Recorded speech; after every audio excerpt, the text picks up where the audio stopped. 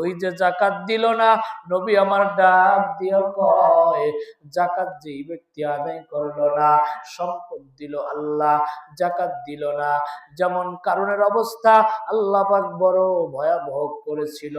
কারণকে আল্লাহ বলেছিল, কারণ মুসা পয়গম্বরকে ডাক দিয়া বলেছিল, এরে মুসা তুমি কারণকে বলিয়া দাও, এ কারণ তোমার সম্পদের 3 ভাগ 1 ভাগ দান করে দাও।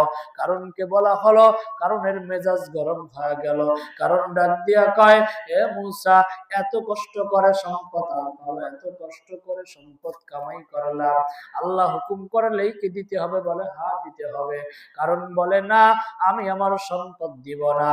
কারণ তুমি তোমার সম্পদ আল্লাহর দিকে দিয়া দাও, যদি আল্লাহর রাস্তায় খরচ না করো আল্লাহর গজব কিন্তু আসবে। কারণের অবস্থার দিকে তাকান, কারণ কিন্তু মানল না। এরকম করে দিন যায়। হঠাৎ করে ঈদের সময় যখন আসলো, প্রায় 3 লক্ষাধিক বনি ইসরাইল মূসা নবীর বয়ানে হাজির হয়ে গেল। মূসা পয়গম্বর রাজ সিংহাসনে বসলেন, উঁচু জায়গায় দাঁড়ায়া